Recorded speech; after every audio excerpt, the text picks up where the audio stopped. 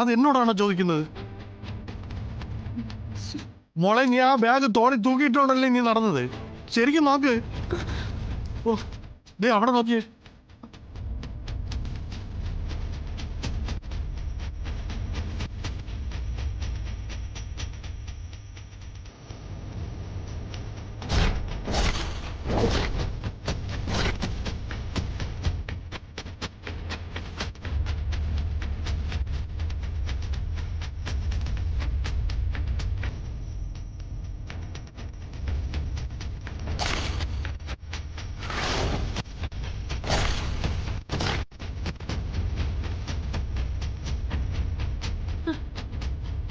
സ്വർണം വെച്ചിരുന്ന ബാഗ് കാണുന്നില്ല അച്ഛാ. എന്താ മോളെ നീ പറയുന്നത്? ചതിച്ചോ ഭഗവാനെ. എല്ലാം ഒന്ന് നോക്ക് മോളെ. അയ്യോ, കണ്ടില്ലെങ്കിൽ കയറെടുക്കാൻ മാർഗമുള്ളൂ. ഇതിലൊന്നും കാണുന്നില്ലല്ലോ അച്ഛാ. അച്ഛനും മോളും കൂടി കറങ്ങി നടന്ന് വാങ്ങിച്ച മുതൽ കൊണ്ടുപോയി കളഞ്ഞല്ലോ ഭഗവാനെ. നിങ്ങൾ എവിടെയൊക്കെ പോയിന്നൊന്ന് ഓർത്തു നോക്കിയേ. വേറെ ഒരിടത്തും പോയില്ല അമ്മ. ജ്വല്ലറിന് നേരെ ഓട്ടോയിലാ കയറിയത്. ഇനി ആ ഓട്ടോയിൽ എങ്ങനെ വെച്ച് മറന്നിട്ടുണ്ടാവോ? ശരിയാ, ആ ഓട്ടോക്കാരനോട് ചോദിക്കാം. അതിന് നമുക്ക് ഓട്ടോക്കാരനെ അറിയോ? അത് മാത്രമല്ല, നമ്മൾ ഇവിടെ വന്നത് വേറെ ഓട്ടോയിലല്ലേ? ഈ വന്ന ഓട്ടോയിൽ ഏതെങ്കിലും ഓട്ടോയുടെ നമ്പർ നിങ്ങൾക്ക് അറിയോ? ഇല്ല. പിന്നെ ഇത് എങ്ങനെ തിരക്കും?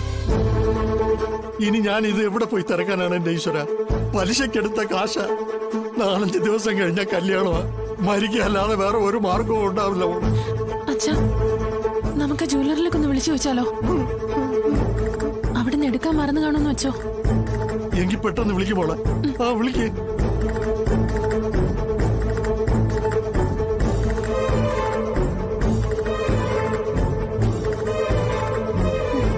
എടുക്കുന്നില്ല അച്ഛാ.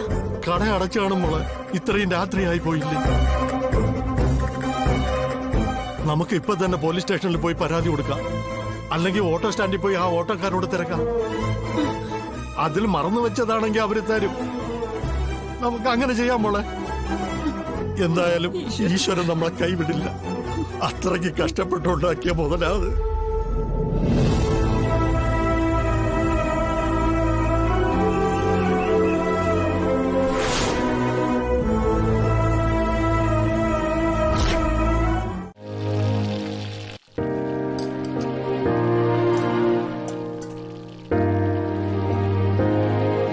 സത്യാമ്മയെ സ്വപ്നം കണ്ടത് പുലർച്ചെയാണോ? പുലർച്ചെയൊന്നുമല്ല. പക്ഷേ സ്വപ്നം കണ്ടതിന് ശേഷം എനിക്ക് വല്ലാത്ത വീർപ്പുമുട്ടലായിരുന്നു. പുലർച്ചെ കാണുന്ന സ്വപ്നം ഫലിക്കുമെന്നാ. പക്ഷേ ഇത് രാത്രിയല്ലേ?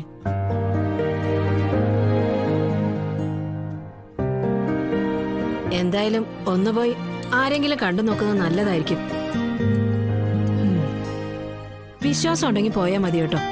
ഇങ്ങനെയുള്ള കാര്യങ്ങൾ ആരെയും അടിച്ചേൽപ്പിക്കാൻ പാടില്ലെന്നാ പറയുന്നത്. വിശ്വാസമൊക്കെ ഉണ്ട്. പക്ഷേ ഇതിപ്പോ എവിടെ പോയി നോക്കാനാ?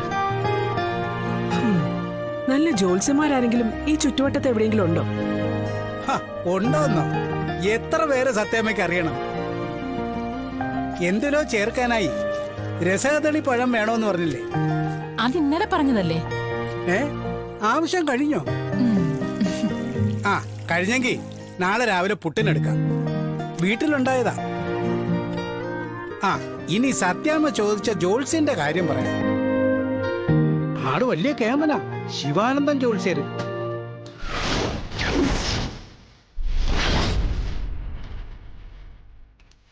കാണാൻ വിളിച്ച് ബുക്ക് ചെയ്യേണ്ടി വരും. അത്രയ്ക്ക് തിരക്കാ. പക്ഷേ സത്യാമ്മയ്ക്ക് കാണണമെങ്കിൽ പറഞ്ഞാൽ മതി. ബുക്ക് ചെയ്യാതെ നേരിട്ട് കാണാനുള്ള വഴി ഞാൻ ഉണ്ടാക്കാം. അതിനുള്ള ആള് നമ്മുടെ കസ്റ്റഡിയിലുണ്ട്. ഞാനും ഈ പറഞ്ഞ പേര് കേട്ടിട്ടുണ്ട്.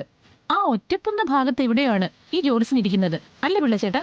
ആ, ആളത് തന്നെയാ. ആ, മഹാസിദ്ധനാ. പറഞ്ഞാൽ അച്ചട്ടാ.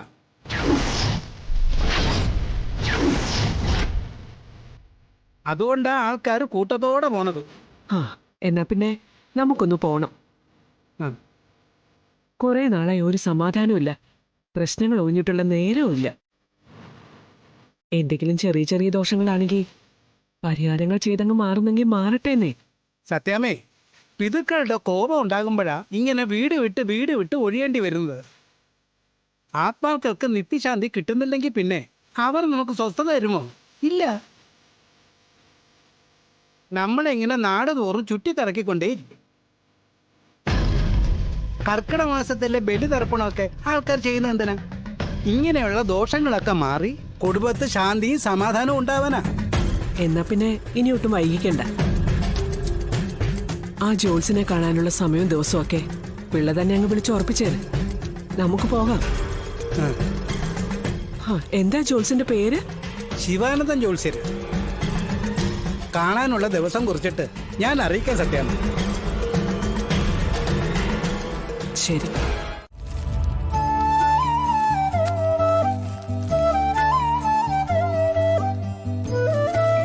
ശാന്തേ, ഒരു സഞ്ചി കൂടി എടുക്കേണ്ടി വരുമെന്നാ തോന്നുന്നേ. ആ ഗോവിന്ദന്റെ കടയിൽ കൊടുക്കാനുള്ളത് ഈ സഞ്ചി കൊള്ളില്ല.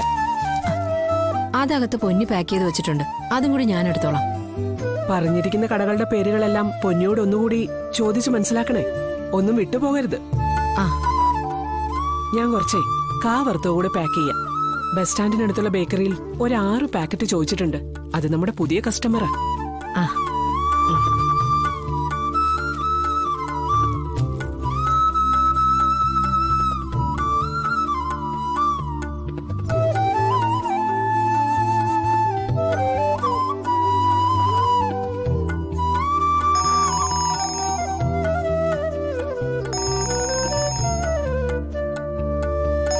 ശാലിനി കുഞ്ഞാണല്ലോ.